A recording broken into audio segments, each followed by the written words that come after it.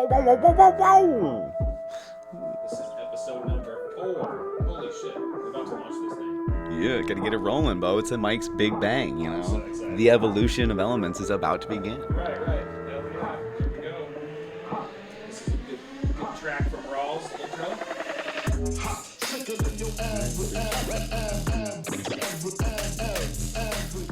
That's pretty cold. What's up, y'all? This is the Zealous Soul podcast. I'm your host, Mike Ohm.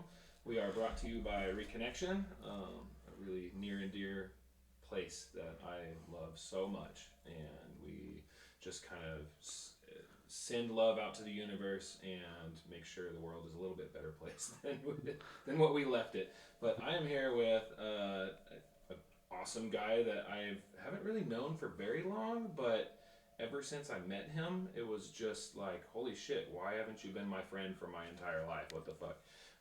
His name is, it's Wolfgang, right? Yeah, first name. Morning. But you go by Wolf. Yeah, easier, shorter.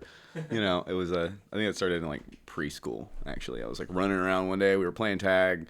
I had a gold or a silver coin. I don't remember why that's so significant, but I had the silver $50 that was like my little token at the time. We were running, and I had it in my hand. My little preschool buddy's like, hey man, can I call you? I got a question. Can I call you Wolf instead of Wolfgang? And it was like this epiphany moment. Like, oh my god, yeah, that's so cool. Yeah, fuck yeah. Yeah, that's so cool. And it's shorter and it's faster. It takes less. Yeah. Right, you know, one syllable. It's, you know, and we're running, so it was like, it's faster. It had to be, you know, like, yeah. Let's do it. And then it's just like me. My name is Michael. Yeah. So I just Mike. But it's not as cool as Wolf. I think it's pretty cool. You know what I mean? Yeah, it's all right. You know, you could, you know, you could disappear into any crowd of them, you know? People are Right, like, where's right. Mike? Be like, who knows? In You mean Mike? 1982, when I was born, it was the most popular name. So like everybody's fucking name is Mike. There has always been a substantial number of Michaels in my phone, or Mikes, right. that I have to designate by very specific things. Right. And you know what I mean? Their nickname is like Mike followed by something else. Right? Yeah. That's what I've always noticed. Yeah, You yours can't just is- be like, I can't just be like Whimsical Blade of Grass. You know, I'm like Mike, Whimsical Blade of Grass. I mean, you could, though. If that was the first thing that... If you were playing whimsically with a blade of grass and like I saw you and that was how I was like, yep, that's my whimsical blade of grass. That's how I'll remember you. You know what I mean? There's people on my phone that are like Chris Green because you're wearing a green shirt and I see you in green every time I see you. I don't care what you're wearing. You're Chris Green now. This is who you are. That's fucking amazing.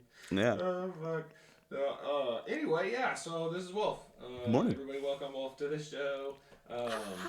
I guess the first thing is like, where are you from?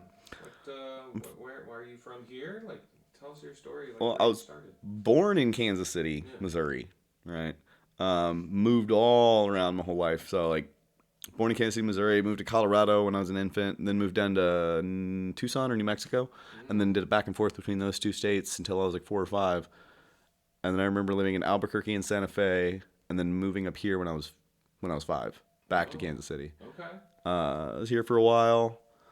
I bounced around a lot because you know, my mom had a rough way of the world, and you know that kind of played into the being here until I was 9. Then I hit foster care, got out of foster care, went back down to Tucson with my grandma. Kept getting sent around because it was like, oh yeah, you got me back. Then it was like, oh, you got to send you off now so they don't take you again.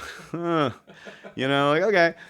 You know, I just made my own way of it. And I think that it's always been pretty... I don't know. I like the way that I grew up. I grew up everywhere. Yeah. You know what I mean? Yeah. A lot of people they're like, I'll say that to them. They're like, oh, that seems like a lot. I'm like, I don't know. It seems to me like the way to be. You know what I mean? I've always been nomadic here, there, knowing things and like being like, all right, I've been here for a few years and now I need to branch out. I need to explore more. I need to meet more people and then, you know, and like grow myself, not just live on the same block and not know the name of the street next to me, even though I've lived here for 30 years. Right. You know, and I know a lot of people like that, and it's strange to me. It's super you know? strange to me too. Super strange. It drives me wild. I love you to death, people, but how do you do that? Yeah. You branch out, go live. Right. You know? I just met a guy yesterday that lives next to Antry, and he said he's lived in that same house since 1988. I'm like, how the fuck does somebody do that? That doesn't make any sense to me because I was nomadic too, like moving around. I lived in 80-some houses by the time I was 18. You know, my mom was a real estate agent, so she bought and sold and flipped houses, and like I get uncomfortable if I'm in a spot for too long. I'm like, there's something fucking wrong here. I need to do something different. So yeah, I get that, man. That's crazy. I feel like I've lived in my house now longer than I've lived in any one place ever. You got a good spot though. I do. Yeah. I do. It's right in the middle of Westwood. It's really calm. I'm finally comfortable there. It took me a couple years because I'm young. Yeah. I ride Harleys. I'm loud. Right. I talk loud. I'm young. Yeah. Everyone. Well, I'm only 30 now. I'm 30 now. I just turned 30. But like everybody around me, I've got my old stepmom. She's 72. Joe across. They're in their 70s. There's Dragon Lady across the street. She's 90. Right. Interchangeable neighbors in the rental house to the right. Yeah. And then everybody else around me, they're all elderly neighbors. I know all of them personally. I've known them forever. You know what I mean? So they're really good relationships. But nonetheless, like when I moved in, like I felt like like I'm on watch. I'm in this neighborhood that's a square mile city. You know what I mean? Right. And it is a city, and I live down the street from a police station. But like, I've never been stopped by those police and not been like had a positive interaction. Yeah. One time I got pulled over, and me and a friend, we were coming back from being out. So we probably could have gotten, yelled at. Yeah. But the interaction was, oh, hey, Wolfgang. Yeah, no, I was there when you're no. And we had a whole interaction about my dad and a thing. And like I think he pulled me over because my headlight was out. But I drive a BMW. Yeah. So it's not that my headlight's out. It's that some mathematically weird motor is not. And like we said, I was showing him outside. We were laughing. And then at some point, I was like, oh, I'm down the street from my house. Well, I'm going to go home. We both got to the point we were laughing enough that we were like, yeah, you should go home, and I'm going to go do my job. Yeah. And it's nice. I've never been hassled. And other times, I've been stopped because an interchangeable neighbor was freaking out. And then the cops apologizing to me, like, are you okay? Is everything all right? Are they bothering you? I know they are just a nuisance, aren't they? And I'm like, I don't understand, man. I don't know. I said hello to them as I was leaving. But if they're like, yeah, it's okay, so we got you. And I'm like, okay, so I feel really comfortable there now. And it's really nice, especially like being from this area and knowing how if you are in a lot of ways not very conformative, right, you can be very easily targeted, right? Especially like through Johnson County, like I was terrified of Johnson County. I never wanted to live in Johnson County ever again. I live in the very corner and the edge at the very, and it was terrifying because like I was like, I do smoke weed and it's not. It's through most of the country. This is a regular. It's not a problem. No. I mean, in Missouri, I can be in a group of cops holding my dog because they're all like giving her cookies and treats, and they're all they're like, oh, that smells real nice, son. Like, what strain is that? Yeah, asking me about all the products behind it, and what's the terp count on this? Yeah, and I'm sitting here, I'm like, man, I don't even know. I don't care. Like, I have a few different types, and they all taste really good, and that's what matters, I like to varietize. But like 2 blocks over, man, I'll get tackled, right? And yeah, it's so terrifying. So terrifying. Like, just 10 years it's ago, nice though, to see the difference, to see the change. For a long time, right? Yeah. So, and I don't nearly as much now, just because I don't know. It's you're older, and it's like candy. Or the THC count is too high. It's take one puff, and it's insane. Fuck, I'm stupid right now. Your dick's in the dirt. Right. You're like, what just happened, man? This ain't the swag. But now, back then, if you just got caught with like just a little fucking roach, you were in jail. Yeah. Now it's just like the cops are like, yo, what's up? I'm like, yeah, dude. Cool. Like, hey, man, just get out of here. You know what I mean? Right. Yeah, unless you're in Kansas, and that's why it's so scary sometimes. But like, and that's why living there the first 2 years, I was like, oh no, like I'm gonna get pulled over in my driveway or something, right, and. Right. And like with that headlight thing, we were coming home from a night out. Right. I'd probably had a few drinks. Right. You know what I mean? Do I drink? No, but did I maybe that night? Probably. I think I might have been a little worried. Right. Yeah. And good instance. You know what I mean? It was a happy situation, and I've seen him since then. And we always have positive interactions. It's like, hey, I live in this neighborhood with you. I'm here to protect you, right, not to condemn you for trying to go home. Right. That's awesome. Hell yeah. And I like that. It's nice. That's awesome. So it's I don't really know a whole lot about like what you do for like everything. I know you help us out, with festival stuff, and I know you're doing. I think one of the first times I interacted with you was at Dance Fest. You were setting up the shade shades. structures, Yeah. right? I do different production of all sorts, all around, whatever I can get into, because I like to do things. It all started because like right before my dad died, in the year like when COVID started, I was supposed to be moving down to Florida to go to Full Sail, and then COVID started, so like I didn't want to go move across the country to not be at the campus. Right. I was just gonna be online anyway. It seemed like I was gonna waste the money and not get the experience that I wanted. And no matter what my classes, even when it restarted again, I was gonna be done. Right. You know what I mean? And by the time I graduated, COVID was not done. No. No. So That was a long. it was a long while, but in that intermediate time, you know what I mean? Like my whole plan, everything was studio production. There were a couple of different plans. Originally, I was like, maybe I was going to move back to Kansas City, and I was going to start to buy a house. Looking to buy a house, the market had gotten fucked. Right. So it was like, all right, well, maybe I should make, instead of like a life move, I should make a career move. And because Full Sail had been posting things in Atlanta, like job postings, I was like, well, Full Sail is a foot in the door, but toes don't talk. Mm-hmm. So, and I was 5 hours away from Atlanta, being in Winston-Salem at the time. So I would every weekend drive down to Atlanta, and I had this list. I still have the lists in my little notebook, you know, of all the major studios that were owned by major names or had major label ties. Right. That in my first year, I wouldn't just get experience, I would get exposure. And people would be like, hey, you know, like, so that way with like when they're trying to make a track, but they don't want to pay dick nuts, but they want somebody who's going to do the work, and they have somebody who they know was in the studio that can produce that work, but isn't going to make you pay. Right. You know, I'll take this because I'm starting. And they're going to be like, hey, you remember that kid? Yeah. He was good. Let's get him on a track. Yeah. You know what I mean? And that's that exposure. That's where that ties in. And so I had everything set, and I had gotten a place on a Bandwidth studio with Willpower, producer. He's you can look him up. I've heard of Willpower. Yeah, he's got a lot. He's a debut producer. Okay. So the label sends new artists to him that, you know, they already have their own content. But now you've been signed with this label. Right. We're gonna remake you and rewrite you, and you're now this. You know what I mean? Like Yellow Wolf came out of Willpower. That's right. That's why I know Willpower. Yeah. Because I love Yellow Wolf. Dude, he's so good. I remember I was at I met them through happenstance. I didn't have them on a list because it was a brand new studio at the time. I was looking for stuff to do while I was out there, and I was on Google, tap, and I found like a 1 a.m. ticket to an album release party or an album listening debut, whatever, right? So I was like, I ain't got nothing to do. I'll go to this random studio. I don't know. I couldn't really find anything about it. You know what I mean? Initially, I was like, where is this coming from, right? And I pulled up, and I'm sitting in a little office space room with a big old, you know, oval table, a bunch of, you know, like nice looking people and nice stuff, and like, you know, some ratty people and some people that are just like, yep, this is my job.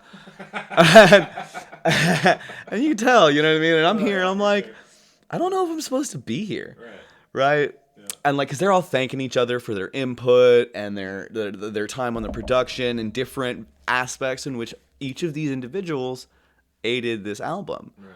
And I'm like, I don't think I'm supposed to be here, right? And then they're playing it, and they're like asking everybody for their feedback. Anybody, you know, feedback is you know expressive, you know, like and I'm an expressive person, and I was, you know, I'm listening to this, and I was like, all right, you know what I mean, like, dude, and I'm giving them feedback, and they're like, you know, who are you, homie? Like, yeah, dude, like we love the feedback, we love your energy, but like, where did you come from? Like, what did you do with the album? Like, what's up? I'm like, oh, I'm Wolf. You know what I mean? Like, yeah. I was like, homie, we know you, Wolf. What's up? Like where you at, right? And like, there was this one dude there who, like, I called him like, I called him Big Tequila, right? Because I couldn't remember. I'm bad at names, right? I've got him on like Instagram and the thing, so I know his real name, and he is like a big producer guy. But at the night he was Big Tequila because he was wearing this. He's big, you know, heavy set black guy, right? And he was wearing a black shirt with like a print that was little Africas, different colored Africas all together. It looked really cool. It looked like camo. It was like black and color and camo, right? But it was little Africas. Right. And I was like, all right. And he had been going back and forth to the freezer, just pulling his bottle of tequila. Look. Big tequila. You know, big tequila. He out here having a good time, but you know, loud. Like, he got big energy. You know what I mean? He over here, woo! And he's talking to him, my man. You know, you remind me of somebody I know, right? You gonna know. I'm like, I hear you talking about. You remind me of Wolf. And I was like, okay, thank you. I am Wolf. Yes, exactly. And he kept saying this to me. He's like, yeah, he's like, man, you know what I'm talking about, man? Wolf, man. Like, he kept, being big tequila. He's got all that big tequila energy, and he's trying to get across to me that I'm Wolf, and I'm like, yeah.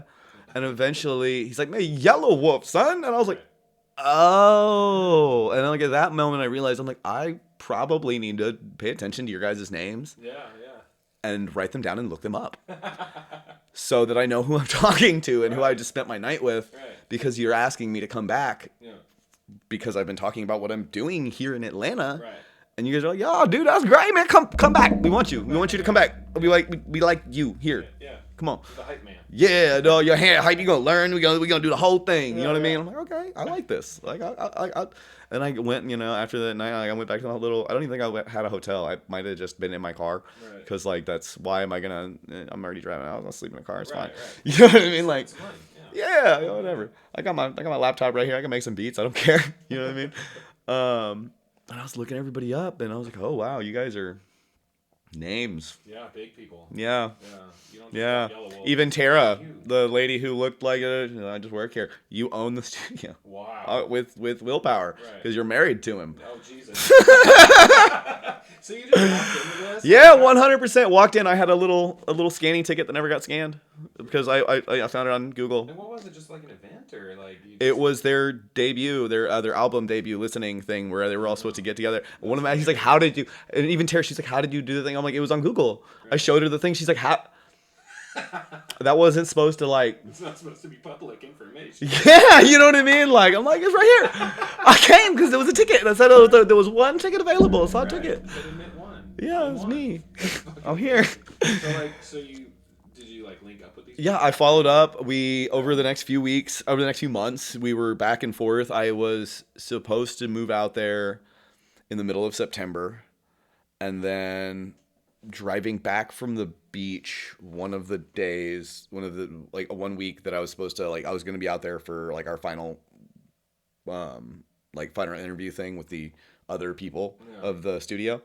On Wednesday, I was driving back from the beach and I got T-boned by a semi. Oh fuck. And my meeting was on Saturday. Jesus. So Christ. I bought a new car. Went all around, trying to buy a new car and fucked myself. All, I did survive. Nothing happened. I was fine. I was driving a Honda CR-V, a 2004, safest car I've ever had in my life.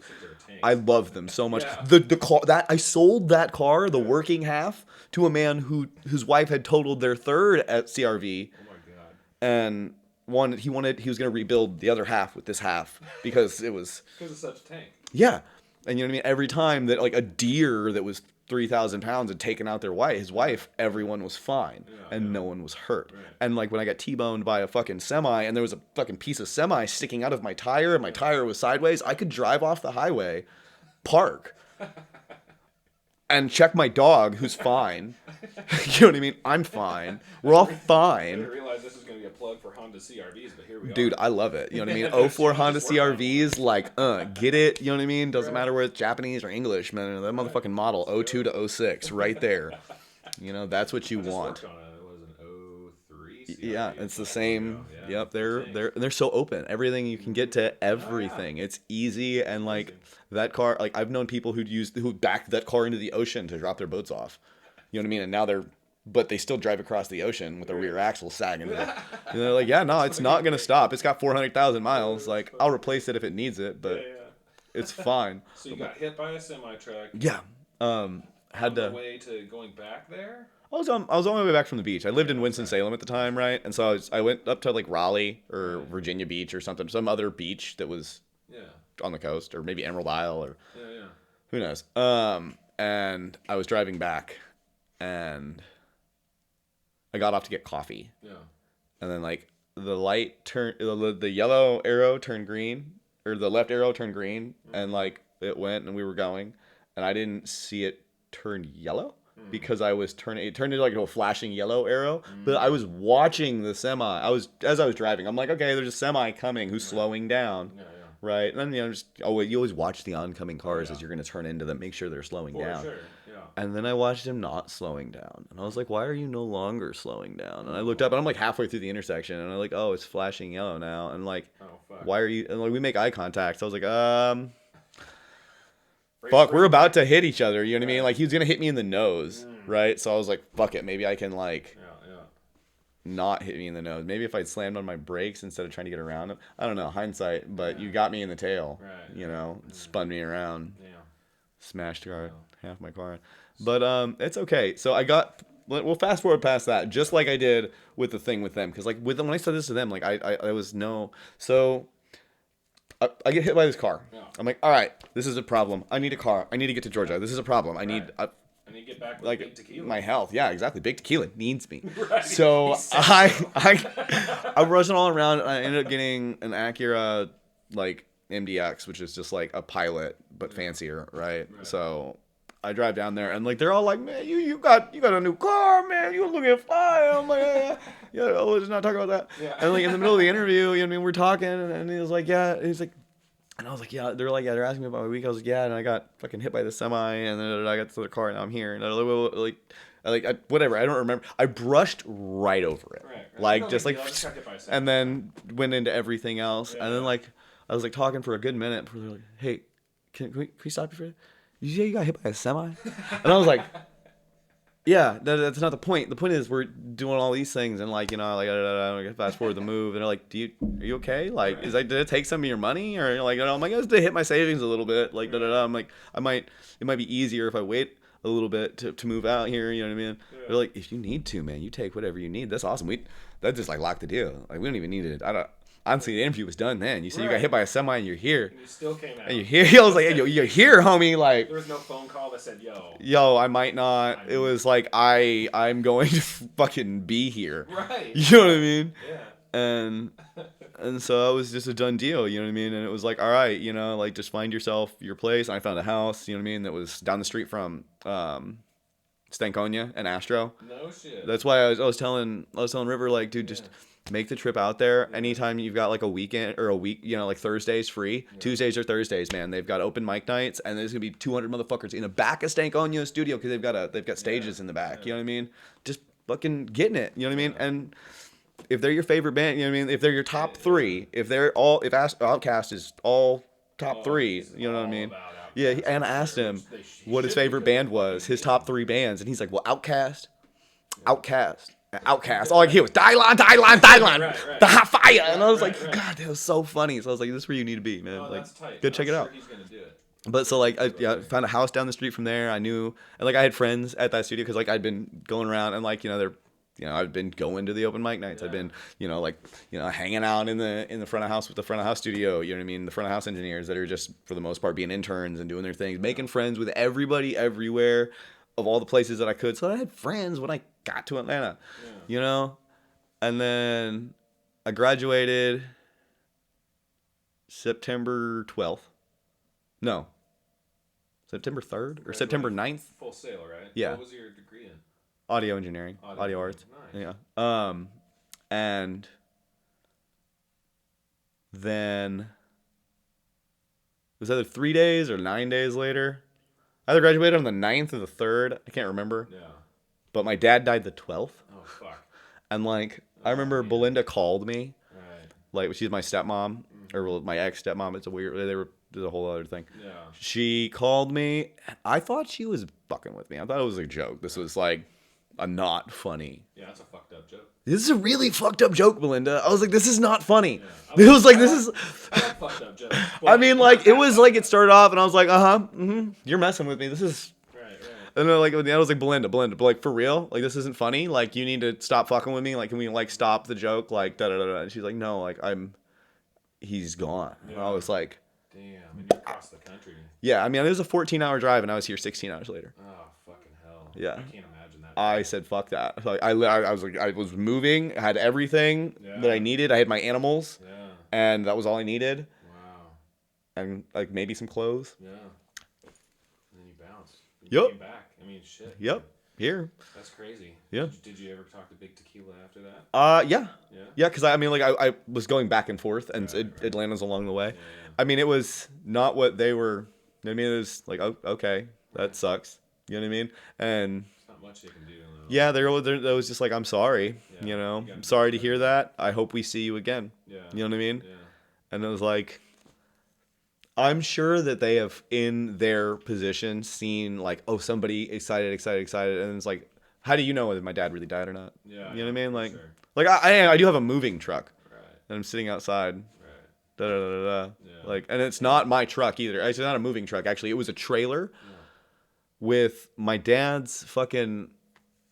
Not Ford Ranger, but a Mazda B2300, same truck. Just same truck. Look at it, and you know what I mean, you have to say Ford Ranger, and people are like, the fucking thing. Ford Ranger, yeah. They basically just put a sticker on the back that said Mazda instead of. Yeah, they were made by the same part. There were some parts, depending on different years, that were like the Mazda motors versus like, and then having all the Ford parts with a Mazda motor. Right. Blah blah blah blah. But.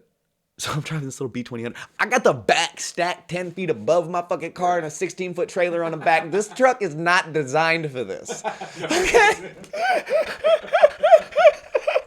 I'm fucking driving. I got an American flag from a fireworks thing stuck in the top.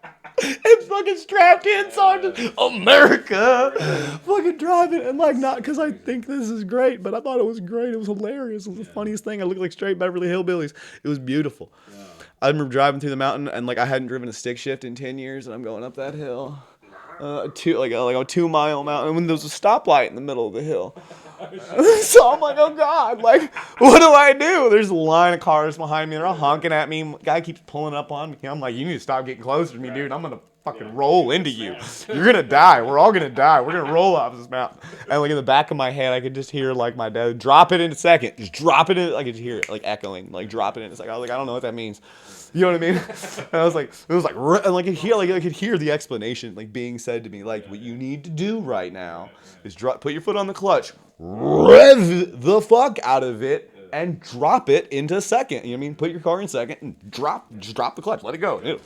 It'll catch. You know what I mean? And like, I had like, it's not like I've owned stick shifts before. I've driven them and I know how to drive a stick shift, but there was no like I was probably taught when I was like 9 or 8, a child. I don't remember. I have no reason to know why dropping the clutch is a thing. Right. You know what I mean? But I definitely got a full explanation from the back of my head. Right. And that's one of the things that I do love about knowing the connection between like yourself and your ancestors, because you are like an imprint. You know what I mean? You're like 100%. You know, like for all the data I have until the moment you swim out, I can give to you. You know what I mean? It's just you gotta find it. It's in there. It's you gotta and hear it and accept what you're hearing. So often I feel like people hear something in their head and it's like, don't do that. Even if it's like, hey, just don't do that weird little jog around thing in that space. You're gonna fuck something up. That's not the space to do a weird little jog around. Don't do that.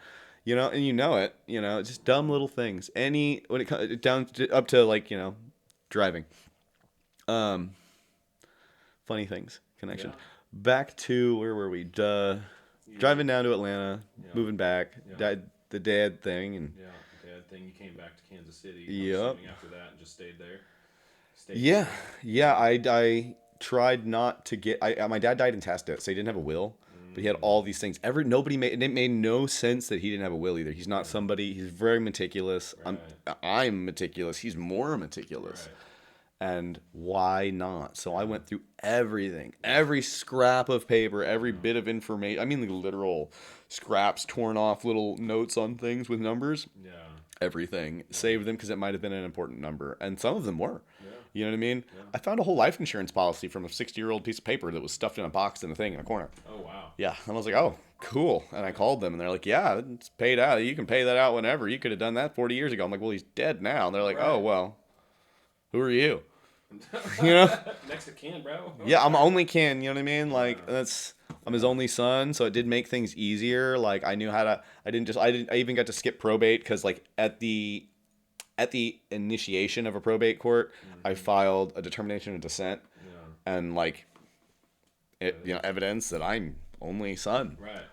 Yeah. Somebody brings something forth says otherwise. Yeah. You know what I mean? And then 30 days later, I had everything, but that was still after 4 months of. Everything came out of my savings. Like the funeral came out of my savings. I closed out all of his accounts, all of his like his credit card, his equity line. You know what I mean? Like anything, because I wanted to make sure there were no debts before the probate, and I had nothing to do that with. Right. So and then so I really, and then I didn't want to like, there've been times in my past where my vices and my actions were not always the best for myself or the world around me or in alignment with myself or the things that I want. And I wanted to ensure that I wouldn't fall into those things because I'm stressed out, because I'm alone, because I'm, falling apart. So I just kind of like locked myself in a house for 3 or 4 months. Yeah. I didn't really do anything. It was winter, so it was really easy not to do anything. Right. I smoked a lot of weed. You gotta grieve too. Yeah. It's a whole thing. I lost my mom and we went through that same process, and it's a hard thing to do. Yeah. Yeah, but we all do it if we're lucky. If we're lucky, we'll have that. It's the opposite of the luck. I mean, if the parent loses the child, that's the opposite of the luck you're supposed to have. If it had happened like a few years prior, I probably wouldn't have had like the wherewithal financially or the wisdom to handle it the way that I did. 100%. Yeah. If it had happened a few years later, it might have been easier. Yeah. But that's never going to happen. No. So here we are. Yeah. And I think that it happened as when it needed to happen, as it could for his, I don't know, it's weird. It's like it fell in line, I don't make jokes that I don't like, that I don't want the out. If the joke is a result of a negative outcome, or if the joke is a negative outcome joke, I don't do it. No. Because they always come true. Like, you make the joke like, oh, you're gonna have to finish this car when I die. That's a light one. You know what I mean? Like, that's true, and here I am finishing it. Right. But like the house thing. When we were looking to buy a house, you know what I mean? He's like, I might as well just die and give you this one. Yeah. Like, don't do that. Don't do that. Yeah. Don't do that. And then here we are with it. Then there we are within a year of you saying that, and me making a production name that's Bogey Snuffs. Bogey Snuffs, right? And my dad's nickname was Bogey. Yeah. And Bogey Snuffed. Oh, wow. Man. Months after that name was formed. Wow. Months. That's fucking And weird. So I've been Bogey since. That's weird. Because Bogey Snuffs. Yeah. You know what I mean? And it's wild. But he got that name, Bogey, because he's a sniper, right? And that's why I liked it. You know what I mean? It was like Bogey Snuffs, because he does. He snuffs motherfuckers. Right. Like, he was special forces, da-da-da-da-da, like... It's a pinnacle peak of a man right there. I'd have loved to have met your father. Yeah, I honestly, he was my favorite person on this planet. Yeah. I could ask him any question, he'd have an answer. And if he didn't, he would tell you that I don't fucking know. Right. But this motherfucker knows all of it. Right. So I'm not going to lead you a fucking, just ask this guy. That's awesome. You know what I mean? Yeah. But he did know so fucking much. And like that, I could respect that too, because it was like, thank you for not just beeswax in my ear, you know what I mean? Like, muddling me up. Yeah. Don't bullshit a bullshitter, Like, that was his favorite term. Yeah. But like, it's funny because like, I feel like the most no bullshit people are also people that are full of shit. Oh, 100%. You know what I mean? Like, I've got a sticker on one of my new water bottles. Like, I always make art collages of water bottles. Yeah. And one of them, the sticker, is originally, it was a bull taking a shit, and it had a little circle with a cross out over it, right? No bullshit. Yeah. Right? And I thought that was fantastic. Right. But I made it even better, right? I put an IT sticker above it. I carved out the letters IT, right? IT. And then butter and B, the letters. I put butter and B over the line, right? So now it says, it butter be bullshit. And it's got a little raccoon, a tiny little raccoon riding the bull's horns. The fuck? Oh, that's amazing. It's all in this little 3-inch scene. That's amazing. It's so wonderful. I love it. Butter be bullshit, Bo. Butter be bullshit. Because you don't bullshit a bullshitter, you know what I mean? Right. They know when you're full of shit because they're always full of it, but they'll never dish it out to you unless you're a piece of shit. And you're a rat shit motherfucker, and you're just not worth my time. Like, and I understand that. Like, there's some people that are like, if I know your character and I know your person, I don't need to be rude to you. No. I don't need to discriminate against you or act harshly towards you. I'll give you a hug. I might give you a hug. I'll probably shake your hand or do something less huggy. Yeah. Head nod. Yeah. Like, hey, how you doing? Yeah. I hope you're having a good day. Right. You know what I mean? I won't oust you, but I will not personally befriend or associate with you because I do not respect or condone your character, your actions. 100%. So sorry. Exactly. And like I won't let any of my people, like I'll let them know, like if my people are trying to befriend you, I'll be like, hey, did you know this? Right. I mean, I won't judge you, but I might a little bit. Right. You know what I mean? I judge. I'm sorry. Andrew and I were just talking about this a couple days ago, and like I try not to judge. I'm like, oh no, I judge. I judge because I have been through so much shit in my life that people will boldface lie to you about who they are and who their character are and snake their way in and whittle some shit out. Just fuck you. So like I will judge and I will withhold myself to others to an extent. Everyone's trying to fuck you, man. They are. They are. That was my dad's other favorite phrase. Like everyone's out to fuck you, and like, no, I love it. Be nice. Be a good man. But just know, everyone's out to fuck you. Right? And I'm like why? But like, and he would say that about like the weirdest things. But like as an adult now, like more and more, I'm like, man, they're really just out to fuck me. Yeah. It's more not like everyone. They're out to. They're working on their own gain. They're looking out for their own gain and their own thing, and like this is my belief and my stuff, and this is how I act for my and I understand that, but like, don't take someone's money for something you're not gonna do. It's for little things, you know what I mean, or like just. Yeah, it's not that everyone's trying to, but it does play out. Like, and I like in my life, like I can't believe that, but like it does. You're right. So you have to follow judgment. You have to take character and patterns that people provide you of who they are, and you have to understand that like that's who they are. If they show you who they are, you fucking believe them. Yeah, that's one of the biggest lessons. Don't just see it and be like, no. No. I believe that they can change or that they are different. I just don't see it. Like, no. When, Run. Yeah. Turn around, walk away, go somewhere else. Go to some other people that are not going to be like that. Yeah. So, all right. So you move back. You in the house. I'm assuming that's where your dad's house, right? Yes, I remember. So I remember the tie-in. You did the thing. You had to go through all of his stuff, which is like super fucking painful. I know those feelings. And then are you continuing along the path of the music stuff? Yeah, I was gonna say I remember this is like how we started into this. You'd asked, what do I do? Right. And I was like, well, this was the path, right? Mm-hmm. And then I didn't know what to do. Kansas City isn't known for its industrious studio scene. It's got a lot of music, but there's not. Yeah, there's a lot of art. There's a lot. I mean, it's definitely more of a city of the arts than Winston, which has a big sign that says we're the city of the arts. You are not. You have one block. Right. One half of an artsy block, and I can't barely find it. You know what I mean? Kansas City, I can't walk around without being like, oh, look at all this pretty stuff. Right. And look at the ghetto. The ghetto has pretty stuff too. They paint it all over. Yeah. Pretty letters. Right. But so I wanted, and the reason that, prior to going to Full Sail, or prior to moving down here, for the last, like while I was at Full Sail, I kind of stopped. I worked fireworks. I sell fireworks, and I stopped getting. I do like remodeling. I can do all types of things, right?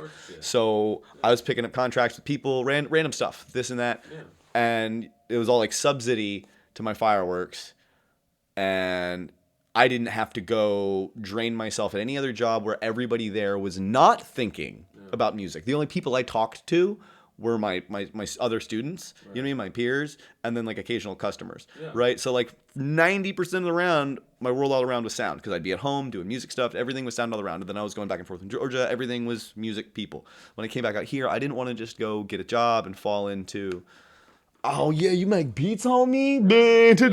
Like, no, that's not this. We're not gonna. Right. I'm not gonna be your beat guy at 8 hours.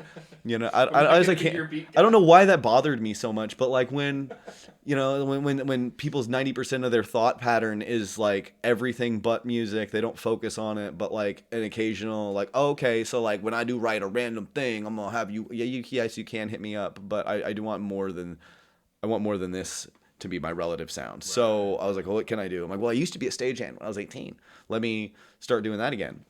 And I actually, before I started getting back into production, right after my dad died, there was a 3 months, and then I was burning through all my savings, and then my sister got married in Vegas. So I had to come up with $3,000 to go to Vegas for my sister to get married. Yeah. And I was like broke.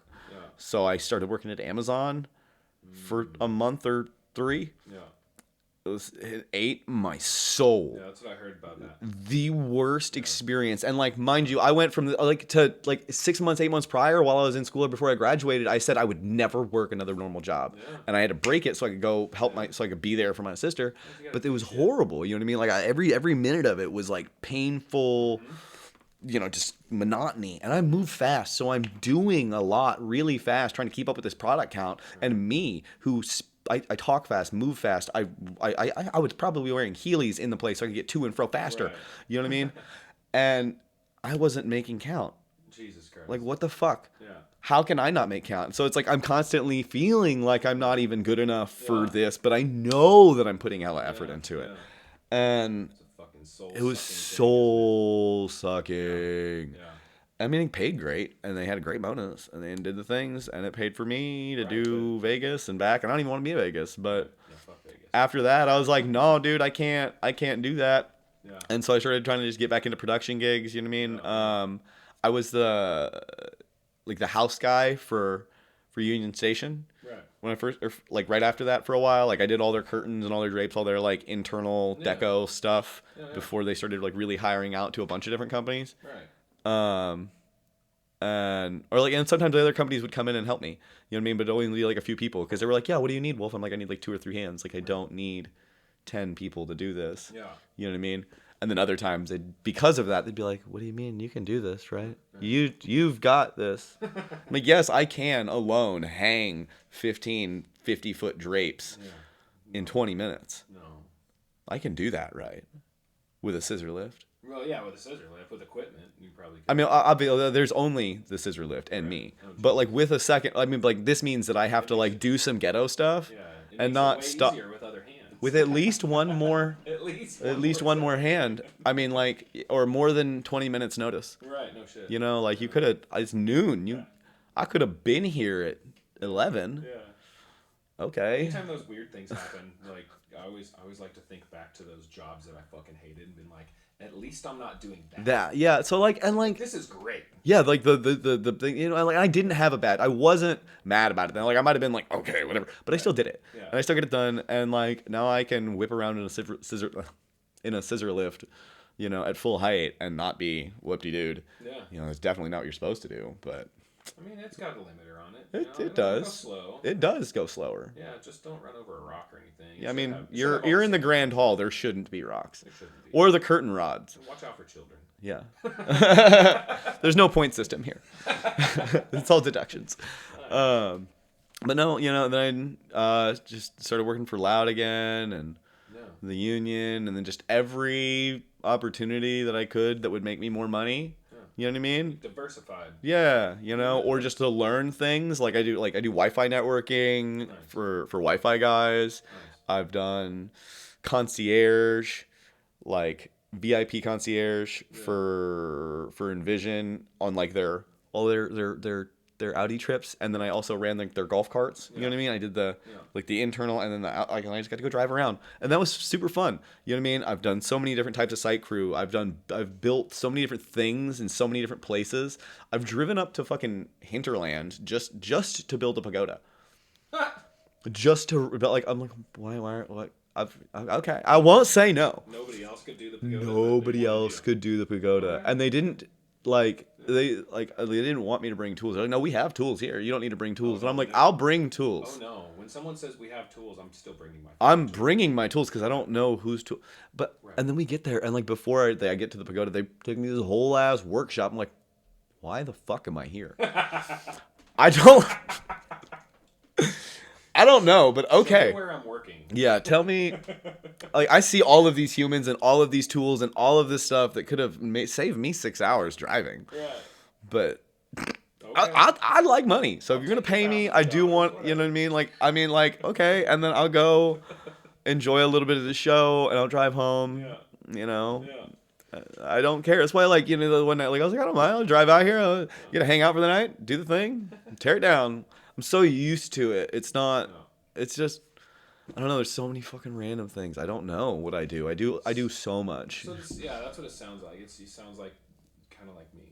I diversify. I do a bunch of shit. I fix a lot of things. That's one thing that I'm like, really good at is fixing things. So I fix a lot of people's stuff. People ask me for help. I should get a card that says I do auto repair, small auto repair. Just like all the list of the things. Like little. They're like it's like a little badge of lists. You know what I mean? Like a little military, like all my cards. Yeah.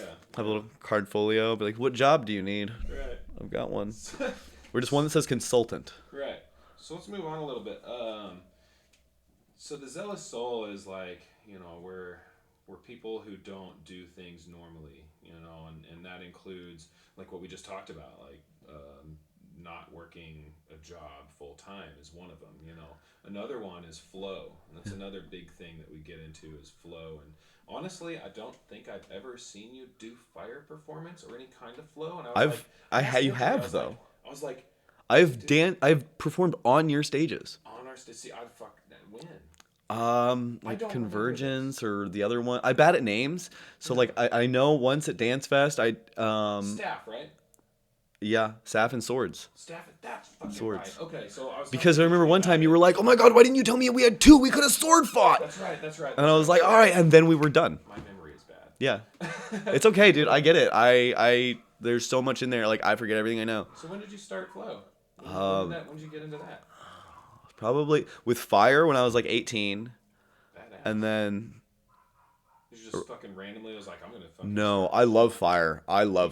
I have been a pyro my entire life. I genuinely like. I'm Hawaiian, German, and Japanese. I know they can't see me pinching the lack of hair on my arms, right, or on my entire body. Right. And I used to attribute that when I was a kid to I was constantly on fire. Right. Like, I mean, like, literally, like, I would coat my arms in Axe or in alcohol or in hand sanitizer and be like, fire, woof. You know what I mean? I almost set my house on fire because we would set massive fires under the deck and then be like, oh, shit, this is dumb. But if we were under the deck, they couldn't see us. You know what I mean? So, like, and, like, so many other silly things involving fire. Like, and, like, Anna thinks it's weird, but like you know how like if you stick your hand in a fire, like into a candle, you can see through your hand. It's like fucking free X-rays. I love it. Yeah, I was talking about this to Goggles a few weeks ago, and like we were at like we were the lowest ferns. So I had my hand in hand. It was cold too. My hands were cold, so I was genuinely warming my frozen blocks in this fire. And he's like, "What are you doing? You're burning your hands." I was like, "No, I'm looking at my bones." Right? Like, trust me. Like, if this hurt, I wouldn't be doing it. Right. And then because of that, my hands were all black. So later, and I was talking to Anna, she's like, "That's insane." And I'm like, "What are you talking about?" Like, she's like, "No, that's crazy. Why would you do that?" And I was like, "Because I was cold." I was cold, and it was interesting. But I've done it since I was a small child. Yeah. Because I like fire.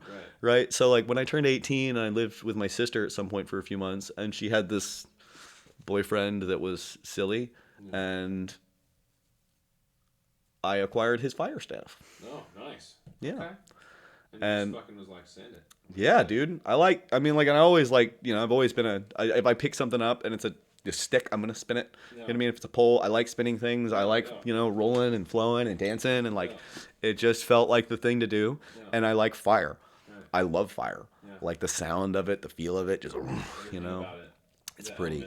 It is a gorgeous living thing. Yeah, it is.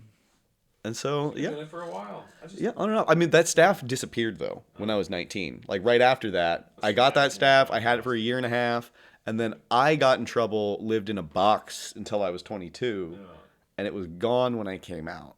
I got another one when I was 24. Okay. So, how old am I now? You're 30. 6 years. Yes. 6 years ago.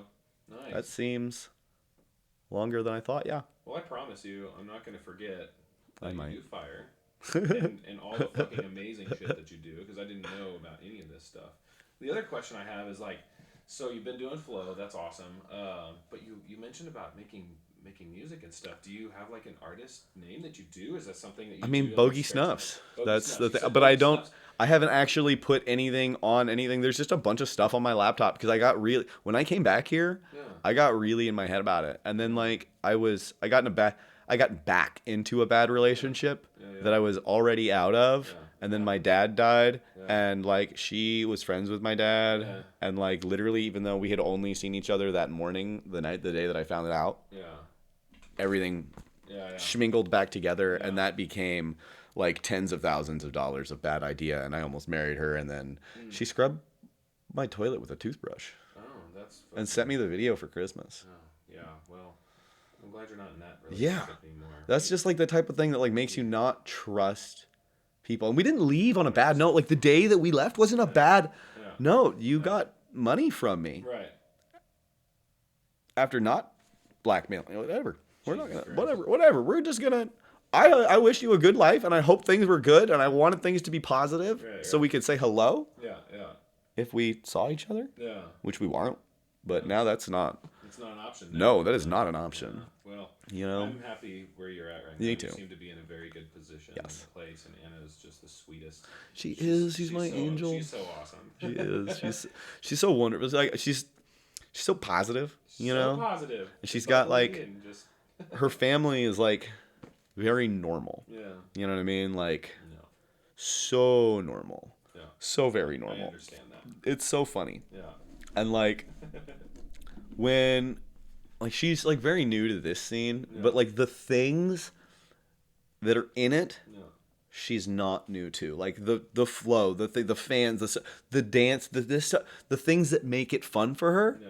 They aren't new to her. They're just things but she doesn't understand that like you just because it's tied into this weird realm doesn't make it anything different. Right. You know what I mean? Like you have fans with ribbons and fun and things, and you enjoy them. Like go enjoy them, and that was what these are your introduction things. All of these things little things that you like are what are going to make you flourish in this scene. You know what I mean? Well, we got her. It's so funny. We got her on for Cosmic. She's going to be doing a line dancing class. Workshop, and she's probably going to be running transpo for artists and stuff. And we're going to give her a crash course into doing the behind the scenes stuff. So it's going to work out really well. Yeah, I've been trying to encourage her too, because like so she for work she does like all of the admin things for a high-end salon, and because she's in the admin position, she gets all like the shit rolls uphill there. You know what I mean? To a degree. To Anna's plateau. It always stops right at Anna. You know? And it seems like she's so underappreciated for all the things and all the correspondence and all of what she really does for them. And I'm like, Anna, there's so many aspects that you could be appreciated for. In like people would see that and they'd be like, they would worship you because they can't do it themselves. They can do 8 million things physically and move. I'll pick anything up. I'll move anything. I'll set it up. I'll make it work for you. But when it comes to like running logistics, some people just fall out the window. You know what I mean? So it's like those things can like aside from her art things, you know what I mean? Like just grow, Anna, and grow and go and enjoy who you are. She will. And I know. Yeah. I'm excited for her. Like I can tell just from the first matter. So I'm gonna switch this up. So back to the music. Do you have any plans on like becoming a music producer? I did that was the solid plan, and then I kind of like derailed myself with the stagehand thing, and it's weird. I give myself a lot. It's a really hard boxed headspace in my head, and I know that it is, and it's like every now and again, because there's so many other things now. You know what I mean? And like time passes, and the more time passes with you not doing something, the less you remember. I mean, like I'll tell you, like I told you, like it's probably your preferences. Right. You know what I mean? And you went in, and so bam, there you go. It's your preferences. Google told you to do exactly. It's okay, but it's gonna happen every time. Oh yeah. You know what I mean? I gotta remember. And like those little things, if you don't remember them, can be very frustrating. Mm-hmm. And when you have years, and I don't just have one music production degree, I have 2. Right, because when I was 18, right after I got out of prison, I went back to school and I did a class through UCM and got certified under Joe Macklin, who's a Grammy award-winning producer, and he lives out here in Kansas City. And I knew when I came back to Kansas City that he was here, and he told me, "Wolf, come to the studio, please." But I was like, box, and it was weird because like. The week my dad died was the very first time that he had ever actually, like, one of the last times I'd spoke to him was the first time that he had acknowledged what I was doing as something that was more than like, oh, yes, that sounds silly. Oh, yeah, whatever. Yeah, do it. Right. But he, 72 years old, called some of his old head friends that are music producers that have been producing music for 50 fucking years. Yeah. And they all make, 6 figures a year. Yeah. Like, what the fuck are you talking about, Steve? This ain't no punk job. I gotta do shit, man. Right. I gotta deal with people. I gotta tell them they're great when they're assholes. Right. And make feel good. Yeah. And make music. Yeah. And that's the best part of it, right? Because it doesn't matter if they're assholes. I want to make music. Right. You know what I mean? Yeah. And I'm sweet enough that it's okay. Right. I'll tell you you're beautiful when you're having a bad day, and I'll make you believe it until you are. Right. You know what I mean? Yeah, gas them up. Yeah, dude. Yeah. And then you will be beautiful because like people are beautiful when they're happy. 100%. It's so easy. Yeah. Just believe this is where you want to be with a smile on your face and move forward. Yeah. Man. But I haven't been able to get that little boxiness out of it. Every time I do though, I'll pick up a thing and I'll make some song and I'll be like, hey, check this out. Or I'll be like, they're like, dude, this is fucking awesome. Yeah. Right? And then like I'll hear him like playing in the back. And she'll like ask me like, "Hey, can you send me that?" Since like, cause like I can't, you don't put it on things. Yeah. And then I could give like, why don't I put it on something? Why not? Right. I don't know. You're young. Yeah, I'm so young still. You have such a radiance about you, and I would love to see how that, because music is a reflection of our inner self. I believe, because it's everything's vibration. So like. I would love to see what your music expression of you is, and I feel like a lot of fucking people would, because like we're in an age now that people can just pick up a laptop and go into the programs and make beats. River's doing it, and he's fucking badass about it. Yeah. And he does his expression of his self is amazing, and I would love to see that, and I guarantee a whole bunch of other people would. But it'll happen in your own time. If you do decide to do it, awesome. If not. Awesome. Whatever. It seems like you got shit going on. I think my biggest problem with it though was that growing up, I never had people. This is why like every time I see people doing something, like I try to be like extra supportive. Right. It doesn't matter whether it's dumb, whether I think it's going to go anywhere, or whether I'm going to be extra supportive. I'm going to tell you this is great and this is what you need to do because I didn't have that. Nobody said like, nobody gave me that. I mean, like I think it's really important for people to have somebody telling them, dude, this is good. Yeah. Go do this. Yeah, because the whole world will beat you down. Anyway. Yeah, you know what I mean? Like and like you're gonna beat yourself down. 100%. You know what I mean? You're gonna beat yourself down all up until the moment it happens, and you realize people are smiling at you, and you're like, oh, yeah. Okay. Cool. Yeah. Like I know I've got a good voice. I've sat there like, okay, this is gonna sound really dumb. While we were taking shits together, the lead singer of Seven Dust. Me and him and yeah, we were playing battle shits, but he was in the bathroom and I had really good acoustics, right? And so he was in there, you know what I mean? He was getting it, you know what I mean? And like he would get it, and then I would get it. And he's like, "What the fuck?" And then he would get it, and then he did something that was like really fast, and I like didn't respond. And he's like, "Oh, come on, man!" And I was like, "I didn't hear what you said. It was too fast." And he's like, "Did it again," and I got it with him, and he's like, "Who the fuck are you?" He thought I was one of the other artists. Yeah. Right? He's like, dude, he's like, no, would you perform? You like one of our openers? What's going on, man? And I was like, no, dude, I'm one of the hands. I was taking a shit with you. And he's like, what the fuck? You can go places with that shit, dude. I'm telling you, And then like other times, because I'm a hand, you know what I mean? People will be looking for me. Yeah. And like multiple times, I've had coworkers looking for me and getting mad because they can't find me, but they're following my voice. Right. They're listening to the guy singing, and they're going and finding him. And it's not me. It's the lead singer of some band. That's fucking hilarious. And it takes them a time or three to be like, where is Wolf? I heard him. I came around a corner. It's just this guy. Right. It's just this guy. This guy with leather pants on. Yeah. Or whatever he's doing. You know what I mean? Damn. And like, just because I do like to sing, and I like to, it doesn't matter what it is. You know what I mean? Like, when I was like, real young, before I was 18 and like, or before I was 21, when I was like 18, I guess, and I would like just roam around the city because I was doing gigs and I'd get off late and I can't drink, I'd just be rolling around just singing to the city, you know what I mean? Yeah. And it's always been a big part of my life, that expression. It was something that I could never get out of myself. Yeah. You know what I mean?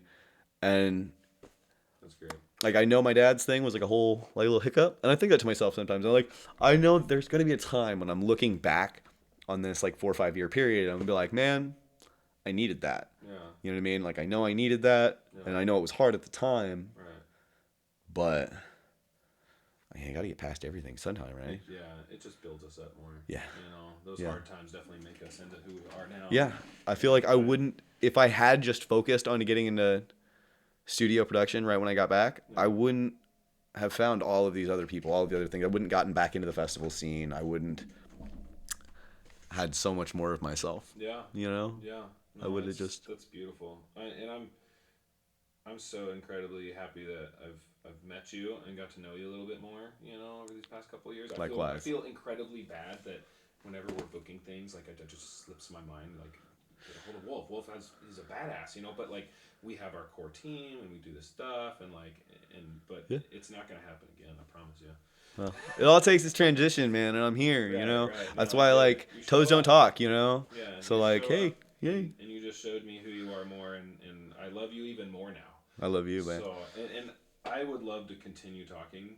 We're definitely going to have to do a part 2 or a second interview. Are we on time? Yeah. It's noon. We're at 1 hour now. Okay. But I definitely want you back because we're gonna go into more stuff. I have more questions. Yeah, I gotta know more about this last 8 years. I swear, I thought you guys had been doing your thing for like I would have given it 15 at the least. Right. And then when I saw that, I was like 8 years, and like that amount of time is not very long. No. It is a long time. Yeah, I mean it is a long time, but looking back, it's not. No, There's so much that can occur, but like.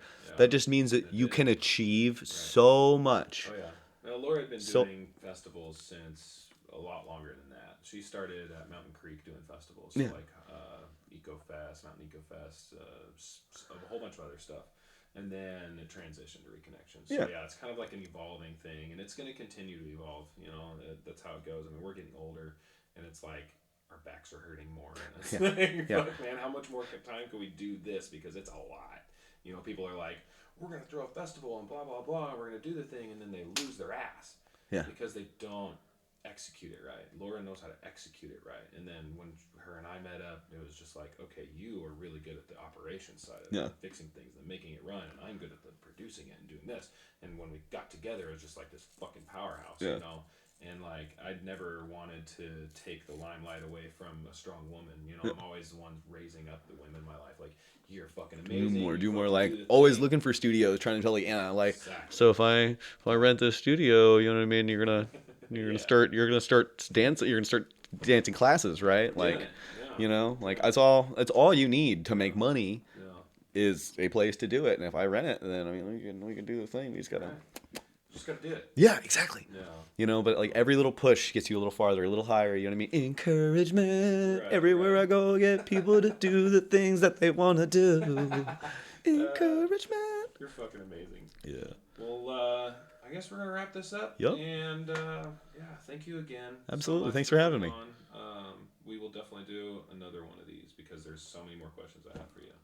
But until then, thank you guys for tuning in again. We got one more episode until I drop this thing and we're launching it, and then we're gonna see how it goes with everybody. See if everybody's like, yes, I want more, which I'm hoping they do. So, they are. Yeah, they are. I feel like everyone needs a good ear and some good words at times to help lead them along, right? Yeah. You know. Yeah. Well, we'll see how it goes. All right. All right, y'all. Well, thank you. Take care. We'll see you later. Ciao, ciao.